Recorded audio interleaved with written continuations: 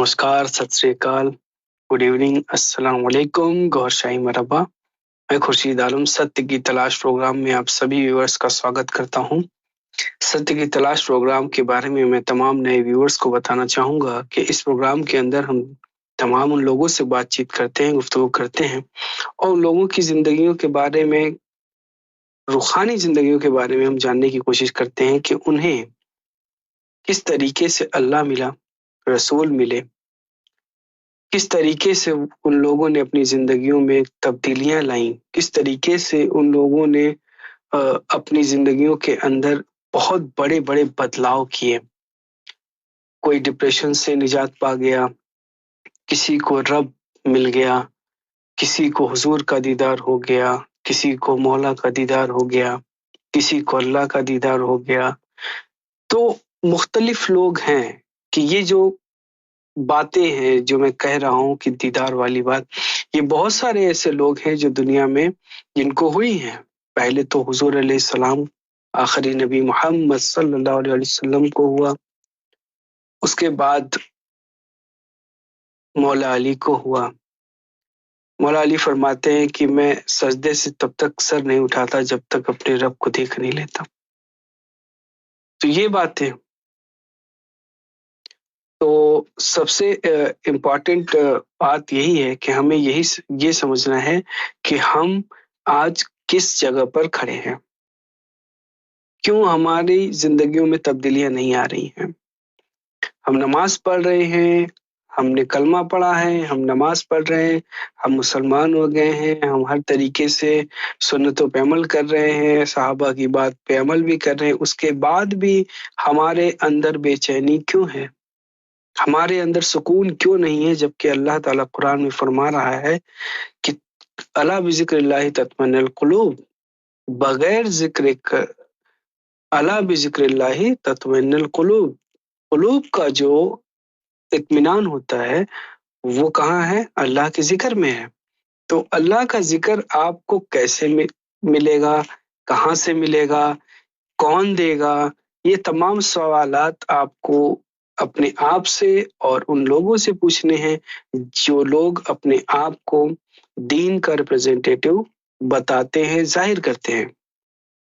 आपको उनके पास जाने से पहले कुरान शरीफ, हदीस शरीफ को पढ़ना जरूरी है। आपको सवालात पूछने होंगे, खुद से भी और किताबों से भी। किताबें आपको पढ़नी पड़ेंगी, दीन को समझना पड़ेगा। दुनिया में इंसान आया है, उसका इंतकाल होना फिक्स है। मौत ऐसी चीज है जिसको कोई इनकार नहीं कर सकता। मौत आकर रहेगी, बरहक है। कब आएगी, किस तरह आएगी, ये कोई नहीं जानता सिवाय उनके जिनको अल्लाह ताला बता दे, अपने खास को। तो मेरा ये मानना है, मेरा ये कहना है कि इंसान अपनी जिंदगी को किस तरीके से आज जी रहा है, अपने दिन, अपनी रात, अपने शब रोज 24 आवर्स किस तरीके से व्यतीत कर रहा है, किस तरीके से जी रहा है। सुबह उठता है, खाता है, पीता है, जॉब जाता है, फिर खाता है, फिर शाम को ब्रेकफास्ट आईटी करता है, फिर उसके बाद तमाम चीजें ये करने के बाद घर आता है, लंच करता है, सॉरी डिनर करता है और फिर इस तरीके से जिंदगी अपनी गुजारता है। कभी घूमने जाता है। तो दुनिया की रंगीनियों में इंसान खो गया है, अपने रब से दूर हो गया है। क्या इस रहती दुनिया में रब मिल सकता है? सवाल तो ये है। क्या इंसान रब से बेजार हो गया है? क्या उसे रब नहीं मिल सकता? क्या वो थक गया है फिरकों के फिरकों में कौन सा फिरका हक है इस बात को जानने के लिए? ये तमाम सवालात हैं। क्या मैदान महशर में कामयाब हम होंगे या नहीं होंगे? क्या ये दुनिया में हम पता लगा सकते हैं कि मैदान महशर में हमारी बख्शिश हो सकती है या नहीं हो सकती है? क्या ये हम पता लगा सकते हैं कि कब्र के अंदर हमारे साथ क्या मामलात होंगे? क्या हमें अल्लाह ताला ने बेसहारा छोड़ दिया है? क्या हम एकदम लावारिस हो गए हैं? ये तमाम सवालात हैं। तभी तो इन सवालों का जवाब जब लोगों को नहीं मिलता तो वो कहाँ जाते हैं? ऐसे लोगों के पास चले जाते हैं जो लोग पहले से अल्लाह ताला से बेजार होकर बैठे हुए हैं, जबकि हक ऑलरेडी मौजूद है। लोगों ने ढूंढा, उन्हें मिला, उन्होंने सर्च किया, एनालिसिस करी, कुरान, हदीस, औलिया के अक़वाल, सहाबा के अक़वाल, उन तमाम चीज़ों को देखा, सुना, परखा। आज आपके सामने अल्लाह टीवी मौजूद है। अल्लाह टीवी आपको क्या दे रहा है? आपको रब से मिलाने के लिए अल्लाह टीवी आया है इस दुनिया में।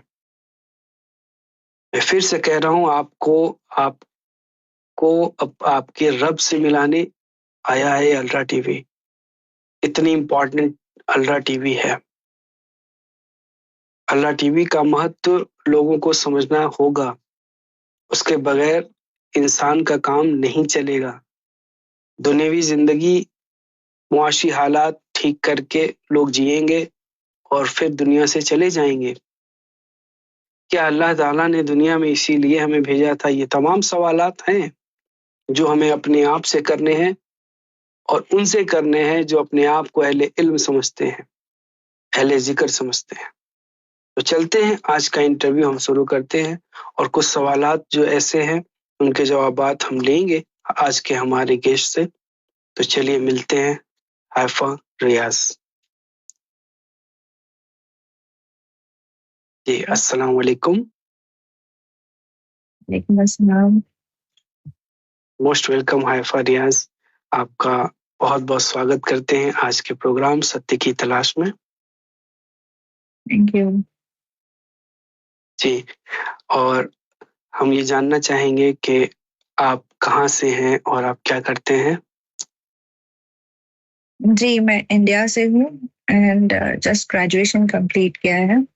फिलहाल जॉब वगैरह नहीं करती। ओके, और आपका जो स्पिरिचुअल जिंदगी रही है, हम चाहेंगे थोड़ा बैकग्राउंड से आए ताकि हम समझ सकेंगे कि आपकी जो आज की जिंदगी है और जो पहले की जिंदगी थी उसमें क्या डिफरेंस है, ताकि व्यूवर्स को ये बात समझ में आ जाए कि इंसान की जिंदगी किस तरीके से बदलती है जब इंसान अल्लाह की तलाश में निकलता है। जी जी बिल्कुल। एक्चुअली मैं रूहानियत में बहुत स्टार्ट से थी, लाइक 9 इयर्स एज में। मेरे डैड रूहानी बैकग्राउंड से ताल्लुक रखते, लाइक सिलसिले चिश्तिया में वो बैत थे। तो उन्होंने, जब मैं 13 इयर्स की या 14 इयर्स की थी, तब एक मुर्शिद के पास लेके गए थे, जो पीर होते हैं उनके पास लेके गए थे बैत करवाने के लिए। तब कुछ आइडिया नहीं था कि बैत क्या होती है, रूहानियत क्या होती है, या इस रास्ते पर हासिल क्या होता है। बट एक एक्साइटमेंट के चलते मैं चली गई थी। फिर वहां जाके कादरिया सिलसिला में मेरी बैत हुई थी। बट कुछ समझ में नहीं आता था कि हुआ क्या है, मेन बैत कर रहे हैं तो उसकी वजह क्या है, या इस रास्ते पर आके मिलेगा क्या आगे जाके, कुछ नहीं पता था। तो उस वहां से एक जुस्तजू एक अंदर पैदा हो गई थी कि ये है क्या, रूहानियत क्या है, जानना था कि आखिर होता क्या है इसमें। और अंदर एक जैसे ख्वाहिश होती है जानने की, तलाश करने की, जुस्तजू टाइप, वो थी अंदर। बट कोई सही आंसर नहीं मिल रहा था, कोई एक सही रास्ता नहीं दिख रहा था कि जहां जाओ जो मुझे इस बात का जवाब दे कि आखिर मुझे करना क्या है, लाइफ का मोटिव क्या है। कुछ नहीं समझ में आ रहा था। ऐसे ही चलते चलते वो मुर्शिद के पास थोड़ा आना जाना रहता था, तो वो थोड़ा बहुत समझा देते थे, और थोड़ी ऐसी बातें करते थे जो समझ में नहीं आती थी, फहम से दूर थी। एंड कम एज के हिसाब से कुछ समझ में भी नहीं आता था। जैसे जैसे एज आगे बढ़ती गई, थोड़ा इंटरेस्ट और डेवलप होता गया, तो मैं सवाल करती उनसे, बट वो जवाब देते तो तब भी कुछ नहीं समझ में आता। और ऐसा होता कि वो जवाब देके खामोश हो गए, फिर और जवाब और सवाल करने की हिम्मत नहीं होती। एक डर सा होता कि कहीं कुछ और ना बोल दूं मैं। तो ऐसा चलते चलते जो अंदर जुस्तजू थी, उस जुस्तजू के चलते मैं एक रात बहुत रो रो कर सोई कि अल्लाह अल्लाह से हिदायत मांगी कि अल्लाह पाक मुझे कुछ समझ नहीं आ रहा, तू ही मुझे रास्ता दिखा, तू ही मुझे हिदायत दे कि मैं क्या करूँ। और नमाज पढ़ती, रोजे रखती, हर वो चीज करती जो मुझे अल्लाह की तरफ ले जाती। बट फिर भी जिस रात मैंने ये मांगा, उस रात ख्वाब में ऐसा देखा कि इशारा मिला कि मुझे क्या करना चाहिए।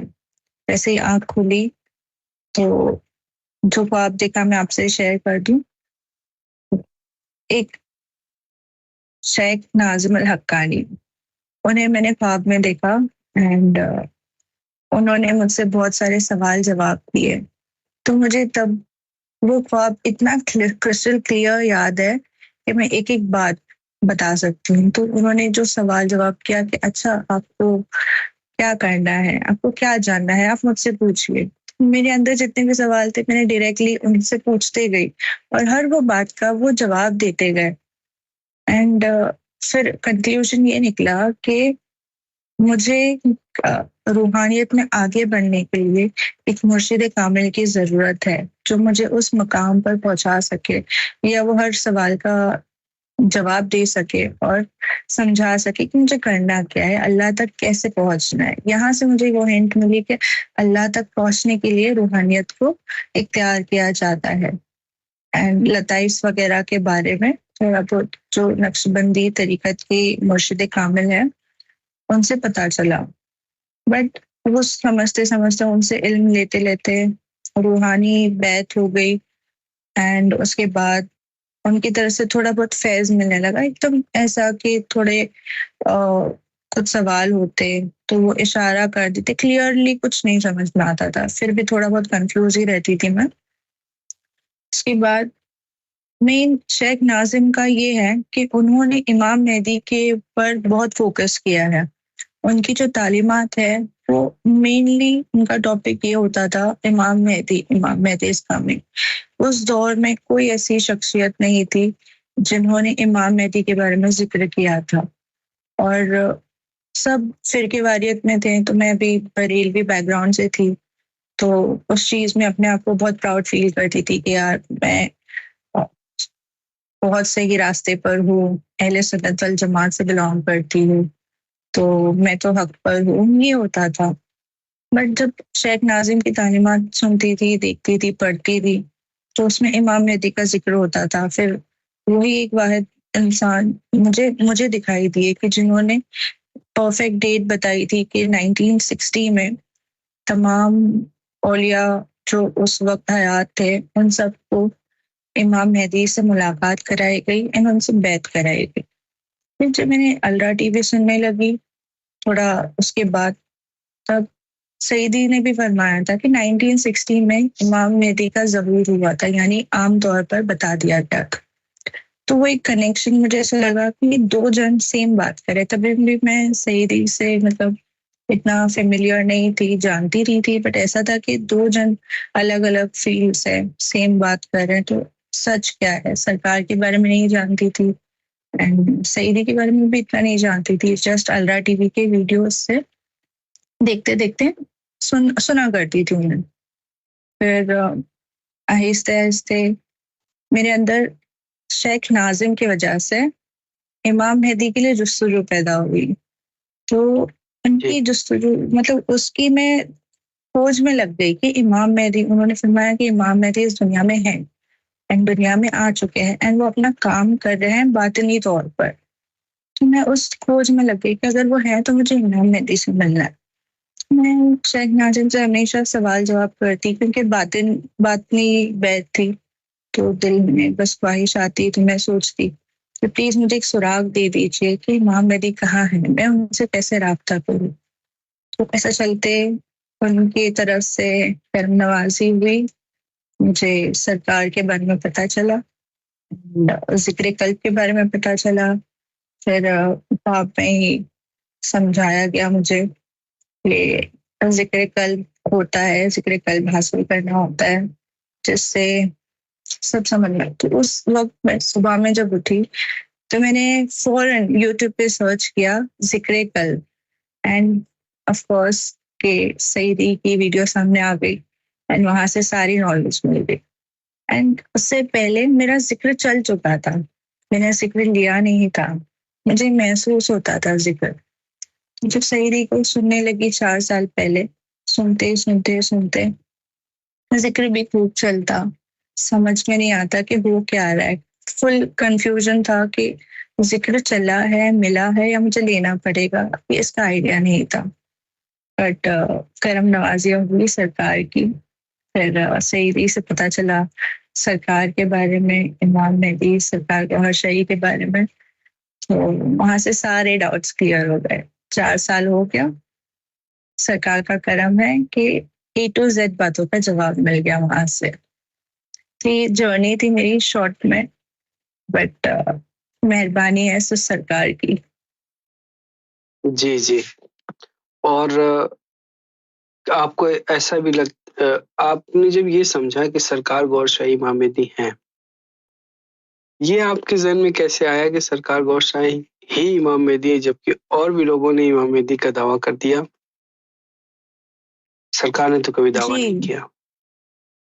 जी बिल्कुल। स्टार्ट में जब सईदी से सुनती मैं वीडियोस में कि सईदी सरकार को इमाम मेहदी कहते हैं, तो थोड़ा डाउट होता, क्योंकि जब तहकीक की मेरा एज था, तहकीक का टाइम चल रहा था, मैं सिर्फ तहकीक में लगी होती, तो सुनते सुनते ख्याल आता कि सरकार कैसे हो सकते हैं इमाम मेहदी। इतनी सादगी है अदा में, इतने सिंपल हैं, इतने प्यारे हैं।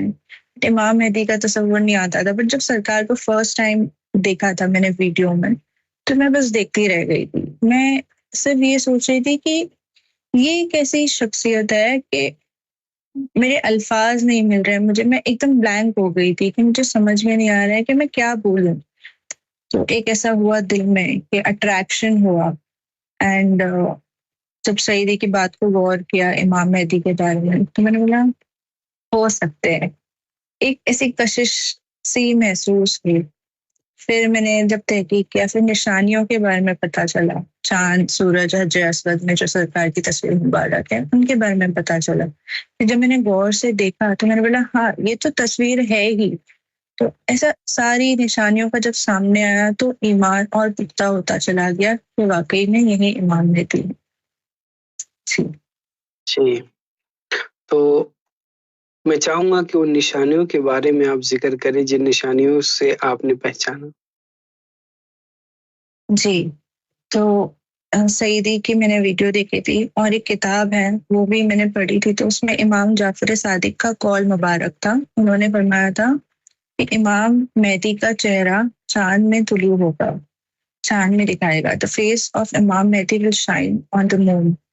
तो ये मैंने पढ़ा था, एंड सईदी भी उसका रेफरेंस दे रहे थे। तो मैंने देखा जी इमाम जाफर सादिक की बात है, रॉन्ग तो नहीं हो सकती है। फिर सईदी का वो वीडियो आया सामने कि देखिए ये है सरकार और शाही का चेहरा मुबारक चांद में। तो ये एक इससे बेटर और क्या सच्चाई होगी कि जिनका चेहरा, एक चेहरा है, हम इनकार तो नहीं कर सकते, चेहरा बाकायदा दिखाई देता है। तो ये सरकार गौहर शाही का चेहरा है। तो इससे एक वो मिलता है अश्योरेंस कि हाँ यही है इमाम मेहदी गौहर शाही, मेहदी बरहक। तो एक वो निशानी है। फिर बाद में सूरज में जो सरकार का चेहरा है, बड़ा गौर करने पर मुझे वो भी चेहरा दिखाई दिया। फिर निबुला स्टार में है, ऐसे और भी जितने, हजर अस्वद का मेन था, बाकायदा उनका अदाए मुबारक जिस अदा से सरकार बैठे हैं, हूबहू वैसा के वैसा शबी उसमें है।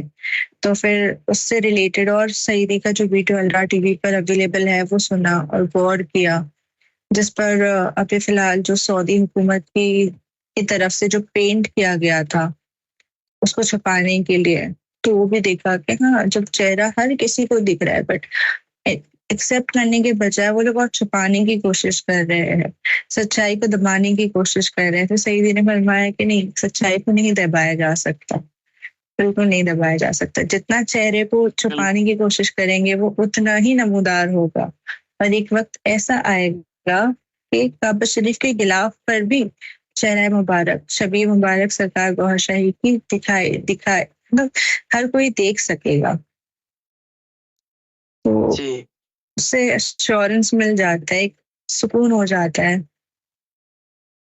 तो ये जो रास्ता है जिस पर अल्लाह टीवी सईदी यूनुस अल गौहर लाइव आते हैं अल्लाह टीवी पर, और यहाँ से जो पैगाम दे रहे हैं, सईदी यूनुस अल गौहर को आप इस वक्त पूरी दुनिया के लिए क्या समझते हैं?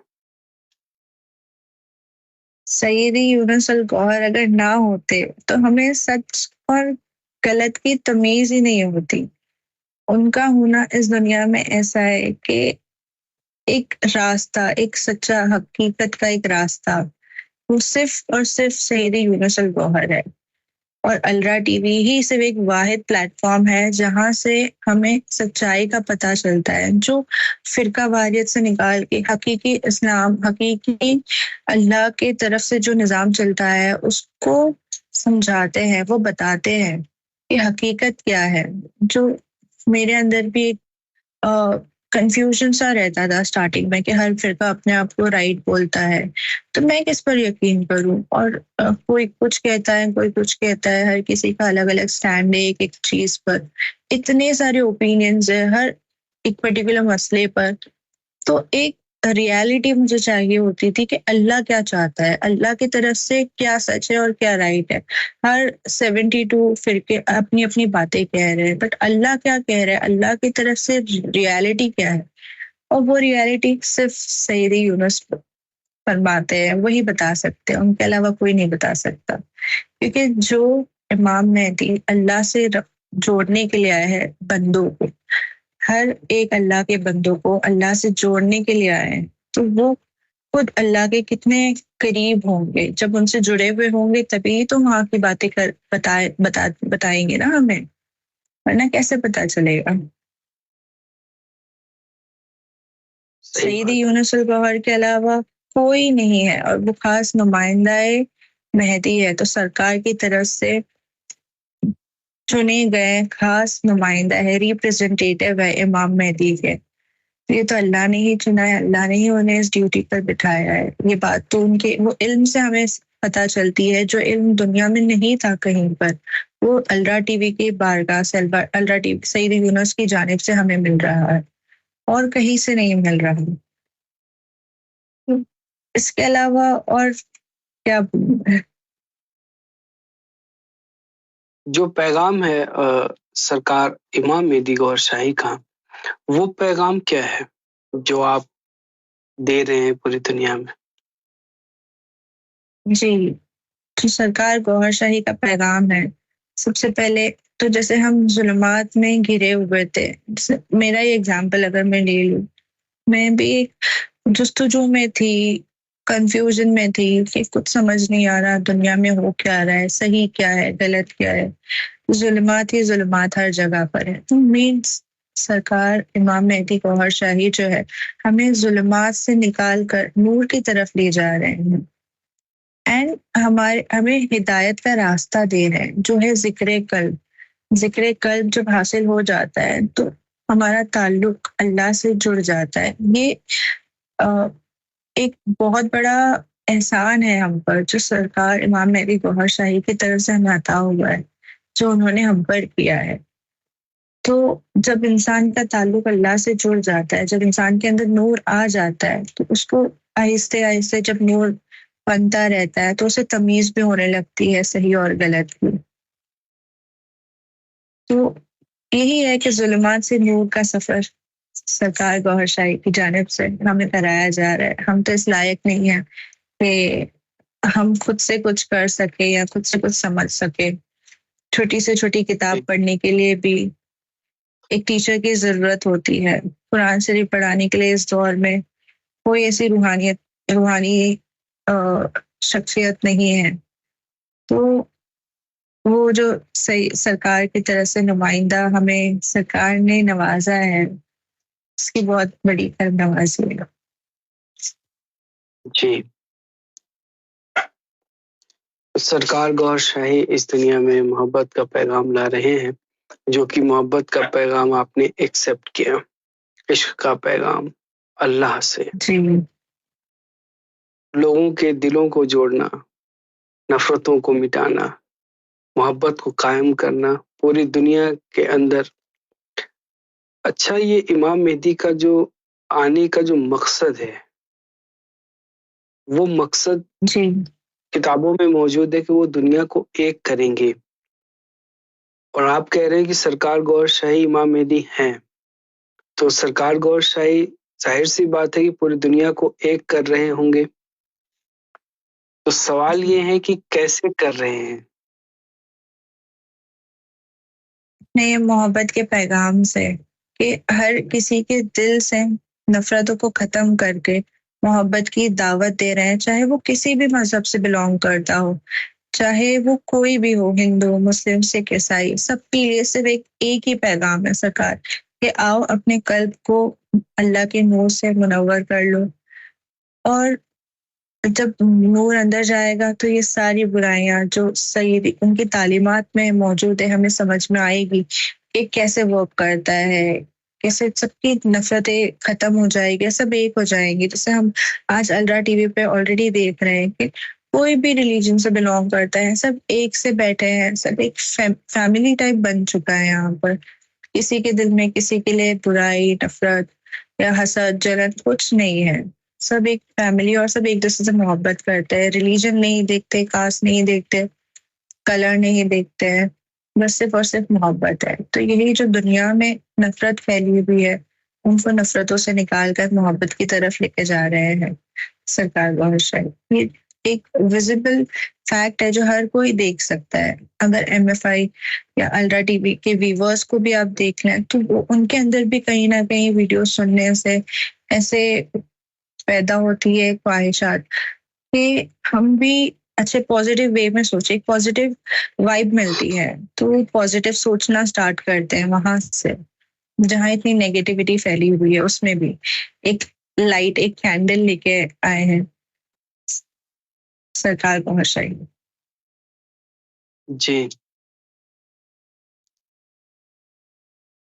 तो सर अल्लाह टीवी ज्वाइन करके सईद यूनुस अल गौर को सुनने के बाद और सरकार गौरशाही को इमाम मेहदी पहचान लेने के बाद अब आपके अंदर के हालात कैसे हैं?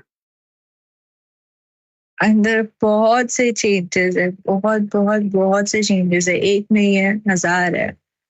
कि सबसे पहले कंफ्यूजन, माइंड क्लियर हुआ कि जो इतना उलझा हुआ था, सही क्या गलत क्या, ये करना वो करना, उन सब चीज से निकाल कर एक एक मसले का हल पहले तो मिल गया। फिर अंदर जलन होती थी, फूक्स होता था, जो बुराइयां थी दिन के अंदर, गुस्सा करना, और वो सब बहुत ही कम हो चुका है, बहुत कम, इतना कि अब खत्म भी होने आ गया है। बट आहिस्ते आहिस्ते इंशाल्लाह हो जाएगा। और सबसे मेन तो ये था कि अब दुनिया को देखने का नजरिया बदल गया है। पहले डिप्रेशन एंजाइटी वगैरह बहुत होती थी, अब और दूसरे रिलीजन से, जैसे और रिलीजियस लोगों से भी एक नहीं बनती थी कि हम ही सबसे बेस्ट है, ये फीलिंग थी। बट वो चेंज होके ये हो गया कि हम सबको एक्सेप्ट करते हैं, सबको एक्सेप्ट करती हूँ। एंड ये भी नहीं देखती हूँ कि कौन किस रिलीजन से, इंसान को इंसान की तरह देखती हूँ। एंड हर इंसान से मोहब्बत करने की और अपने आप उल्फत हो जाती है। तो ये बहुत सारे चेंजेस हुए हैं, सरकार का कदम है कि इंसानों वाली पॉजिटिव क्वालिटी आ रही है अंदर, सारी बुराइयां जा रही है धीरे धीरे करके। तो आपको क्या लगता है अल्लाह टीवी इसी तरीके से रन करना चाहिए? जी बेशक, अगर ये नहीं होगा तो फिर हमें कैसे पता चलेगा कि लाइफ में करना क्या है? कोई एक गाइडेंस का एक गाइडेंस चाहिए ना। सैयद यूनुस से बेहतर कौन सी गाइडेंस हो सकती है, कौन सा गाइड हो सकता है? तो जैसे जैसे जो भी सवाल आते हैं, अभी भी अगर कोई सवाल आता है तो हम डायरेक्ट अल्लाह टीवी के फेसबुक मैसेंजर या व्हाट्सएप पे कांटेक्ट करके हम ले सकते हैं। सवाल के जवाब भी फौरन हमें मिल जाते हैं सईदी की तरफ से। बाकायदा वो बैठे ही इसीलिए कि हमारी रहनुमाई करे। तो हम तो यही चाहेंगे कि हमेशा हमेशा उनका साया हम पर रहे। इंशाल्लाह। जी, तो ये जो तब्दीलियां आपके अंदर देख रहे हैं, इस आज के प्रोग्राम का नाम है सत्य की तलाश। तो आपका जो सत्य था, जो आपके अंदर जो सवालात थे, वो तमाम सवालों के जवाबात आपको अल्लाह टीवी से मिल गए हैं, आप मुतमईन हैं? जी, बिल्कुल। जितने सवाल जवाब थे सब ही, हर एक अभी अगर आते भी हैं तो ऐसा होता है कि अ, और मतलब जैसे ज़िक्र चलता होता है तो समझ में आ जाता है सवाल करने से पहले। और कभी सईदी की महफ़िल में जॉइन करती हूँ, तो जो भी दिल में सवाल जवाब आ रहे होते हैं, वहाँ से सईदी फरमाते जाते हैं, वो भी क्लियर होते जाता है। ऐसा लगता है कि एक डायरेक्ट कनेक्शन जुड़ चुका है कि अब इतना सोचना नहीं पड़ता, समझना अपने आप समझ जाते हैं, सईदी को सुनते-सुनते। जी। तो अब आपकी ज़िंदगी का मकसद क्या है? थोड़ा अब पर्सनल है, ज़िंदगी का मकसद लेकिन सिर्फ अगर आप बताना चाहें तो? नहीं, नहीं, बिल्कुल। अब ज़िंदगी का मकसद सिर्फ सरकार को राज़ी करना है, उसके अलावा कुछ नहीं है। जो हक की तलाश थी, जो सत्य की तलाश थी, वो जब अब पूरी हो गई है, तो अपनी ज़िंदगी बस उनके कदमों में रखना है और कुछ नहीं। इस मिशन की जी, खिदमत करना है और सरकार के चेहरे पर मुस्कुराहट देखनी है, जो मेरी वजह से आई हो। जैसे सईदी के चेहरे पर मुस्कुराहट देखनी है, खिदमत करनी है इस जी, मिशन की। जी। ये पैगाम जो ज़िक्र का पैगाम है, मोहब्बत का पैगाम है, पूरी इंसानियत को एक करने का ये जो पैगाम है, ये पैगाम तो बहुत इम्पोर्टेंट है और इस पैगाम के अंदर बहुत सारी दुश्वारियाँ मौजूद हैं। जैसे कि आपकी गुफ्तगू सुनने के बाद मुझे लगता है कितना सब कुछ सही-सही लग रहा है, सीधा-सीधा लग रहा है और व्यूअर्स को कितना अच्छा लग रहा है ना?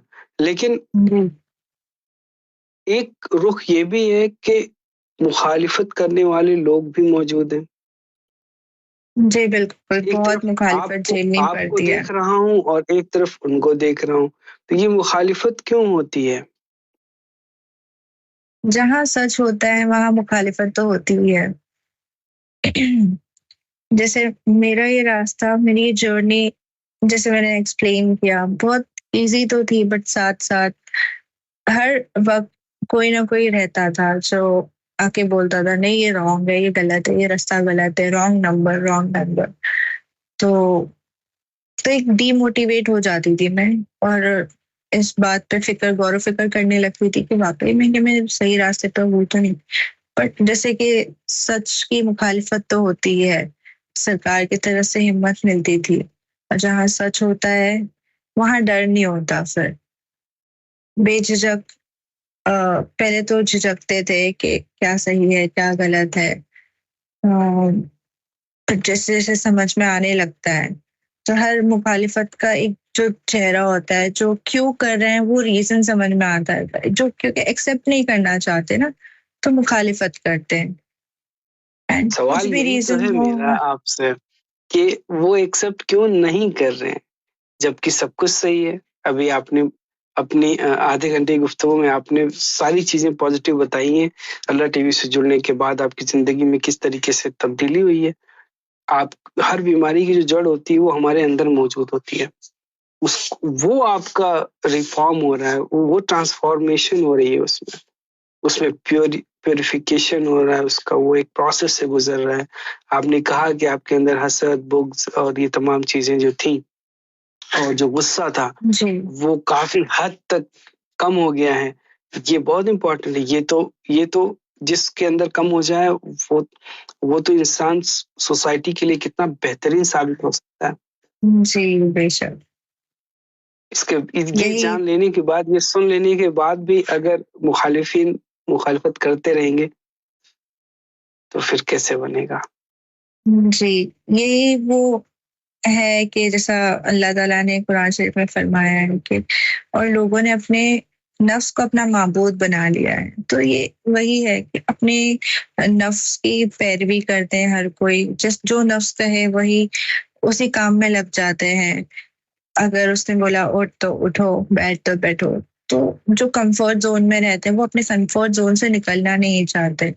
वो उसके खिलाफ कुछ करना नहीं चाहते। जैसे सूफिया इकराम से हम सुनते आए हैं कि उन्होंने इतने बड़े बड़े मरातिब इसीलिए पाए हैं कि अपने नफ्स की खिलाफ वर्जी की है उन्होंने, जैसा नफ्स ने कहा है उसका उल्टा किया है। हमेशा तस्किया नफ्स करने के बाद ही वो इस बड़े बड़े मरातिब पर पहुंचे हैं। तो जो सरकार गौहर शाही की तरफ से अता हो रहा है जिक्र कल्ब, जब ये जिक्र चलता है तो ऑटोमेटिक जब नूर नफ्स की तरफ जाता है तो ये सारी चीजें उसके अंदर से खत्म होने लगती हैं। तो धीरे धीरे करके बुक्स, जैसा मैंने कहा था कि वो सब इसी के बाद हुआ था, जिक्र कल्ब के बाद जब सत्य मिल गया था उसके बाद ही ये सारे चेंजेस आने लगे थे। तो अगर कोई ये मैसेज को एक्सेप्ट कर लेगा तो उसके अंदर भी ये चेंज आ जाएंगे। बट वो लोग एक्सेप्ट इसीलिए नहीं करना चाहते कि वो अपने कंफर्ट जोन में बहुत खुश है, उससे निकलना नहीं चाहते, एंड जो उनकी नफ्स को तकलीफ दे वो काम नहीं करना चाहते। ऐसे बहुत बड़ा वो हो जाएगा, लिस्ट आ जाएगी कि वो ये नहीं करना चाहते, वो नहीं करना चाहते, इस वजह से अगर ये कर लूंगा तो वो होगा, मेन उनका आराम चले जाएगी, या जो उन्होंने जैसे जो फेक पीर्स बैठे हैं उनका बिजनेस बंद हो जाएगा अगर ये हक का पैगाम आम हो गया तो हर किसी के आपने भी अपने फेक रीजन पीर है। कहा।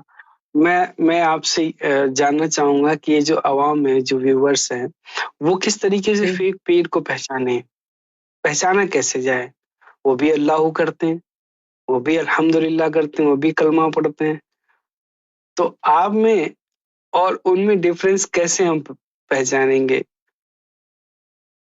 डिफरेंस कैसे पहचानेंगे? जैसे हर कोई, तो मेन जैसे कि एक हदीस है हजरत अबू हुरैरा की कि इल्म दो तरह के होते हैं। मुझे दो तरह के इल्म हासिल है आप सल्लल्लाहु अलैहि वसल्लम से। तो अगर एक इल्म तो सबको पता है, जाहिरी शरीयत है, एंड दूसरा इल्म अगर मैं बता दूं तो आप मुझे कत्ल कर दो। तो ये बात जो सरकार ने बताई कि इल्म होता है एक जाहिरी और एक बातिनी। तो जो दो टाइप का इल्म है, एक मिनट, आपका क्वेश्चन क्या था, प्लीज रिपीट। नहीं, मैं यही पूछना चाह रहा हूँ, समझना चाह रहा हूँ कि जो मुखालिफिन हैं और जो पीर हैं, जो फेक पीर हैं, हाँ, फेक उनको हम पीर कैसे का तो आइडेंटिफाई करें? उनके पास ये बातिनी इल्म नहीं है। तो वो लोग सिर्फ अगर हम वहां जाएंगे तो जाहिर में ही उलझा के रखेंगे और अपना बिजनेस एक हिसाब से करेंगे कि आप आते रहो, हमें पैसे मिलते रहे, एंड इल्म वही देंगे शरीयत का, और कुछ फैज नहीं होगा क्योंकि हर कोई तो वही कह रहा है ये करो। कोई तस्बीह पकड़ा देंगे कि ये पढ़ते रहो, कोई जिक्र दे देंगे कि बैठ के अल्लाह करते रहो, बट कुछ चेंजेस नहीं आएंगे किरदार के अंदर, कोई चेंजेस नहीं आ रहे हैं। तो फेक पीर के पास जाके अगर हम अपने आप को बदल नहीं रहे हैं, हमारे किरदार में चेंजेस नहीं आ रहे हैं, तो आपको वही समझ जाना चाहिए कि यहाँ से मुझे कुछ मिल नहीं रहा है। ये अगर जिक्र करना ही होता तो मैं घर पे बैठे बैठे भी कर सकता था। तो मेन मेरा ताल्लुक अल्लाह से जोड़ेंगे कैसे? क्योंकि आजकल आम आवाम को कि ये नहीं पता है कि पीर के पास हम जाते क्यों है, पीर पकड़ा क्यों जाता है, पीर से बैत क्यों होता है। उन्हें यही कॉन्सेप्ट क्लियर नहीं है कि अल्लाह को हासिल करने के लिए हम एक मुर्शिद की जरूरत होती है। तो आजकल के लोग जब फेक जैसे पीर्स के पास जाते हैं तो वहां उनको अल्लाह से जोड़ने की तालीम तो मिलती ही नहीं है। वही तालीम है जो पहले से चली आ रही है। तो जिनको ये तालीम मिली वो बड़े बड़े कहीं दूर खानकाहों में जब ये तालीम मिलती थी, तो आज कोई ख्वाजा गरीब नवाज बन गए, कोई दाता बन गए। तो आज के दौर में ऐसा क्यों नहीं हो रहा कि कोई इस मकाम पर पहुंच पा रहा है? तो पता चलता है कि किसी के पास वो इल्म है ही नहीं, किसी के पास वो रसाई ही नहीं है अल्लाह तक पहुंचाने की। जब खुद की रसाई नहीं होगी तो सामने वाले को क्या पहुंचाएगा? तो जब हमें समझना चाहिए कि हम जब जा रहे हैं तो हमें वहां से मिल क्या रहा है, क्या वो हमें अल्लाह तक पहुंचा रहे, क्या वो हमें रास्ता बता रहे, आप सल्लल्लाहु अलैहि वसल्लम तक का रास्ता बता रहे हैं? कुछ नहीं। तो एक वो बड़ा हमें खुद के अंदर वो तहकीक करने की जरूरत है कि यहाँ से हमें क्या मिलता है, क्या हमारे किरदार बदली होते हैं, तस्किया नफ्स होता है, तस्किया कल्ब के बारे में हमें पता चलता है कि इंसान के अंदर कितने लताइफ होते हैं, जो रूहानियत का इल्म है जो हमें सईदी यूनुसल के फौहर की बारगाह से मिला है, सरकार की करम नवाजियां हुई हैं। क्या ये सारी नॉलेज वो लोग देते हैं? नहीं, सब सिंपल वही शरीयत की और तरीकत की है भी तो कोई जिक्र में लगा दिया है, बस आओ हमें नजराना दो और चले जाओ, बस।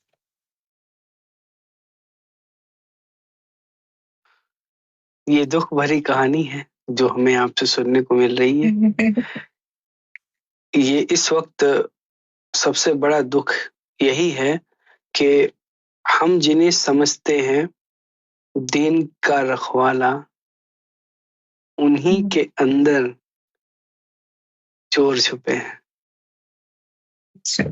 ईमान के चोर। ईमान के मैं चोर, इसलिए कह रहा सबसे हूँ, खतरनाक चोर। मैं इसलिए कह रहा हूँ क्योंकि हदीस शरीफ में मौजूद है कि जब साहबियों ने पूछा कि आलिम कौन, तो हुजूर अलैहिस्सलाम ने कहा, साहबा ने पूछा आलिम कौन, तो हुजूर ने बोला उलमा मिन सदरी, सादात मिन सुलबी, फुकरा मिन नूरिल्लाह ताला। उलमा जो है वो मेरे सीने से होंगे।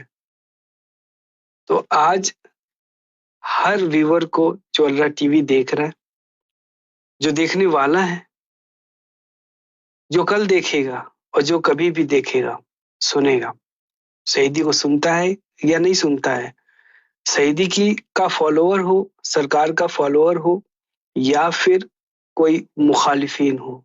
मैं मुखालिफिन के सामने ये बात रखता हूँ कि जा करके उलमा से पूछे कि उलमा मिन सदरी कहा था हुजूर अलैहिस्सलाम ने, क्या आपका कल्ब हुजूर के कल्ब से जुड़ा हुआ है? अगर जुड़ा हुआ है तो उसका सबूत दीजिए, तो फिर हम माने कि आप अल्लाह के रसूल की तरफ से आलिम हैं। नहीं तो किताब पढ़कर तो कोई भी पंडित बनने की कोशिश करता है लेकिन पंडित बन नहीं पाता। जैसा कि एक कवि ने कहा, वो थी पढ़ पढ़ जगमुआ, पंडित भयानक कोय, ढाई आखर प्रेम का, पढ़े सो पंडित हुए। प्रेम का पैगाम जो पढ़ेगा, प्रेम के चक्कर में जो रहेगा, हर अपनी जिंदगी के हर गोशे में प्रेम को ढूंढेगा, अक्लमंदी से काम लेगा, प्रेम से काम लेगा, वो ही पंडित बनेगा। ये जो ढाई अक्षर है ना प्रेम का, उसको जो पढ़ेगा वो पंडित बनेगा। पोथी पढ़ने से कोई पंडित नहीं बनता, ना बना है। बहुत सारे ऐसे लोग मौजूद हैं जिनके पास इल्म तो बहुत है, लेकिन किसी के पास इल्म है तो नूर नहीं, किसी के पास नूर है तो इल्म में लग की तलाश में, इल्म को अपने अंदर लाने में, उसको जानने में, समझने में लगा हुआ है। ये जो इहदिनस सिरातल मुस्तकीम हम पढ़ते हैं अलहम्दु शरीफ में, तो सवाल मेरा ये है कि ये सिरातल मुस्तकीम जब आता है तो आपको क्या लगता है कि ये सिरात मुस्तकीम है क्या? इसको आप समझा सकते? मुस्तकीम सीधा रास्ता, सीधा रास्ता जी, समझा तो नहीं सकती। जितना मैंने समझा है मैं उतना एक्सप्लेन कर सकती हूँ। जी जी जी जरूर। सिरात मुस्तकीम हर नमाज में जैसा कि हम अलहम्दु शरीफ में रिपीट करते हैं, इहदिना सिरातल मुस्तकीम, इहदिना सिरात, हमें सीधा रास्ता चला। तो सीधा रास्ता क्या है वही समझ में नहीं आता है। तो जब मेरी जैसे मुलाकात मुर्शिद शेख नाज़िम अल हक्कानी से हुई थी बातिन में, तो एक इस बात का जवाब मुझे मिला था कि हिदायत का रास्ता वही है, इहदिना सिरातल मुस्तकीम। उस बात का जवाब अल्लाह ने मुर्शिद के तौर पर मुझे अता किया था कि अब मुझे मुर्शिद मिल गए हैं तो मुझे अपनी मंजिल भी मिल जाएगी। जब मैंने अल्लाह से हिदायत मांगी तो उन्होंने मुझे मुर्शिद अता किया। जिसने मुझे मेरे सामने एक नया पहलू लेकर आया कि मुझे आखिर लाइफ में चाहिएगा, और उस मुर्शिद ने मुझे सरकार गौहर शाही, इमाम मेहदी गौहर शाही तक पहुंचा दिया। तो एक हिदायत मांगना, सिरात मुस्तकीम मांगना, वो मेरे हिसाब से अल्लाह की गाइडेंस है, अल्लाह की तरफ से हिदायत है। और सीधा रास्ता, जी जी जैसे कि कहते हैं सीधा रास्ता क्या है, रास्ते पर तो जैसे कि शैतान ने बोला था कि सिरात मुस्तकीम पर बैठा होता है शैतान, सीधे रास्ते पर बैठा होता है। तो अगर सिरात जी मुस्तकीम मिल भी गई इंसान को, तो चलाने के लिए रहबर की जरूरत पड़ेगी ना। तो वो एक बिल्कुल मुर्शिद का बिल्कुल होना ही हिदायत मैं समझती हूँ कि बहुत मेरे अच्छी हिसाब से गुफ्तगू करी आपने मैंने समझा। कि जो कामिल मुर्शिद हैं वो ही अल्लाह की तरफ से हमारे और रब के बीच में हैं, जो एक रास्ता बन रहे हैं रब तक पहुंचाने का। जी बहुत बेहतरीन गुफ्तगू। हम चाहेंगे कि आपका जो मैसेज है पूरी दुनिया के लिए, वो आप जो देना चाहते हैं वो दे सकते हैं। हम अब इख्तिताम करने वाले हैं आज के प्रोग्राम का 5 मिनट। जी जी, तो मैं यही कहना चाहूंगी कि अल्ट्रा टीवी, जैसे मेरे अंदर जो जस्तजू थी, जो एक तड़प होती है सच जानने की, तो मैं आप सबसे भी यही कहना चाहूंगी कि आप अल्ट्रा टीवी देखें, और आपके मन में जो भी सवालात होते हैं शरीयत से रिलेटेड, तरीकत से रिलेटेड, या इस लाइफ से रिलेटेड, तो आप जब सैयदी यूनुस अल गौहर की वीडियोस देखेंगे अल्ट्रा टीवी पर जो मौजूद है, उसमें मोस्टली आपके मन में जो भी सवाल होंगे उन सब के सवाल से रिलेटेड आपको वीडियोस मिल जाएंगी। तो आप ये वीडियोस अल्ट्रा टीवी के आके देखें, एंड आपका जो भी सवाल है, अगर वहां आपको वीडियोस नहीं मिलती हैं, तो आप डायरेक्ट एफबी पर आके मैसेंजर पर आप अपना मैसेज टाइप करके भेज सकते हैं, या अल्ट्रा टीवी के व्हाट्सएप नंबर पर आप कॉल कर सकते हैं, टेक्स्ट कर सकते हैं, तो यकीनन आपको वहां से जवाब मिल जाएंगे। तो और ये मैसेज क्या है जो सरकार पहुंचाही का है, उस पर भी इंसान को चाहिए कि गौर फिक्र करे, क्योंकि इस दौर में जहाँ सब अंधेरा ही अंधेरा फैला हुआ है, अगर एक इंसान कह रहा है कि आओ अपने दिलों को अल्लाह के नूर से मुनव्वर कर लो और रब के नाम से चमका लो, तो हमें भी चाहिए ना कि हम वो पैगाम को सुने तो सही, कम से कम कि वो कह क्या रहे हैं, और आके तहकीक करें। अगर आपको नहीं समझ में आता, आप तहकीक करें, आप सवाल करें, जवाब ढूंढने की कोशिश करें, वीडियोस को गो थ्रू करके A to Z, जैसे 2000 वीडियोस अवेलेबल है अल्लाह टीवी पर, तो आप उसको गो थ्रू करके देखें कि आपका कोई सवाल है, आप उससे टकरा जाता है, तो आपको वहां से जवाब मिल जाएगा। और जब जवाब मिलेगा तो यकीनन आपको इत्मीनान होगा कि हाँ, आप जो ढूंढ रहे थे वो यहाँ मिल गया। तो आप आइए इस चैनल पर देखें, सईद यूनुस की गुफ्तगू को सुने, आपको यकीनन इत्मीनान मिलेगा, जैसा इत्मीनान कल मुझे अता हुआ। जी यही था मेरा लास्ट का। Thank you so much. आज सत्य की तलाश प्रोग्राम में हमारे साथ मौजूद थी हैफा रियाज इंडिया से, और उनसे हमने बहुत सारे सवाल पूछे। उन्होंने किस तरीके से अल्लाह टीवी तक पहुंचे, क्यों अल्लाह टीवी सुना, सही सरकार गौहर शाही को इमाम मेहदी मानते हैं तो क्यों मानते हैं, मुखालिफिन जो मुखालिफत करते हैं तो क्यों करते हैं, उसकी क्या वजूहात हो सकती हैं। हैफा रियाज जो हमारे सामने मौजूद हैं, इनकी जिंदगी में किस तरीके से तब्दीलियां आई, इनके अंदर की जो जिंदगी है वो कैसे ट्रांसफॉर्म हुई और हो रही है। कंटिन्यू प्यूरिफिकेशन हो ही रहा है, ये प्रोसेस चल रहा है। इसलिए इस वजह से जो उनके अंदर ट्रांसफॉर्मेशन हुई है, अल्लाह का जिक्र लेने के बाद, जैसे कि स्क्रीन पर जो नंबर चल रहे हैं उस नंबर पे आप कॉल करके अल्लाह का जिक्र ले सकते हैं। आप हिंदू हैं, मुस्लिम हैं, सिख हैं, ईसाई हैं, आप नास्तिक ही क्यों ना हो, आप अल्लाह टीवी की स्क्रीन पर जो नंबर दिए गए हैं वहां से आप राब्ता कायम कर सकते हैं। और अल्लाह के बारे में जानना हो तो जरूर अल्लाह टीवी से सईदी नस्ल गौर साहब सवाल पूछे, हुजूर अलैहिस्सलाम के बारे में जानना हो, दीन क्या है उसके बारे में जानना हो, रूहानी जिंदगी क्या होती है, किस तरीके से हम जिंदगी में अपने ट्रांसफॉर्मेशन कर सकते हैं। आज जो डिप्रेशन है, एंजाइटी है और हमारे जो अखलाक हैं वो कितने ज्यादा खराब होते जा रहे हैं। हमारे अंदर सब्र नहीं रहा, हम एक दूसरे से दूरी बना करके रख रहे हैं। हमारे दिल में किसी के लिए मोहब्बत है भी तो मतलब से है, रीजन कुछ और है, बिला वजह किसी से मोहब्बत नहीं है। आज हर एक चीज प्रॉफिट एंड लॉस के तौर पे देखा जा रहा है इस पूरी दुनिया में। मेरा ये मानना है कि जबकि कुरान में अल्लाह ताला ने फरमा दिया है कि कामयाब हुआ वो शख्स जो हिसाब व किताब के दिन मैदान महशर में कल्बे सलीम लेकर के आया। कब्र में जब हम जाएंगे तो कल्बे सलीम लेकर के जाएंगे, और जब इंतकाल होने के बाद कब्र में गए, कब्र के बाद फिर एक वक्त आएगा कि जब मैदान महशर लगेगी, वहां पे जब कल्बे सलीम लेकर के जाएंगे, अल्लाह पूछेगा कि क्या आप कल्बे सलीम लेकर आए? तो बस सीना चमकाता हुआ वहां पे होगा, अल्लाह का नूर होगा। तो वहां पर क्या होगा, जन्नत का परवाना आपको मिल जाएगा। कम से कम अदना जन्नत तो आपको मिल जाएगी, गारंटी है। कैसे गारंटी है? कुरान में गारंटी अल्लाह दे रहा है, ना मैं गारंटी दे रहा हूं ना कोई और। अल्लाह गारंटी दे रहा है कि अल्लाह कल्बे सलीम लेकर के आओ मैदान महशर में, कामयाब हो जाओ। पहले से ही पेपर डिस्क्लोज हो चुका है, क्वेश्चन डिस्क्लोज हो चुका है, आपको जवाब यहाँ पे अल्लाह टीवी पे दिया जा रहा है।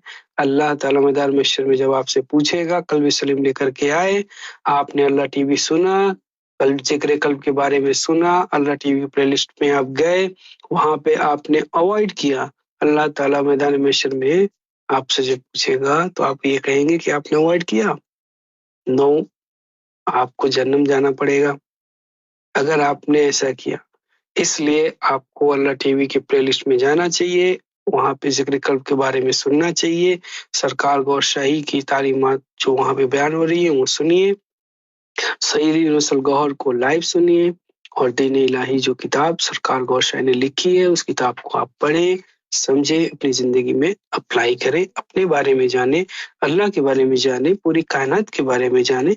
जानना इंसान की खसलत है कि वो जानने की जस्तजू में रहता है, ये सबसे बड़ी खसलत है।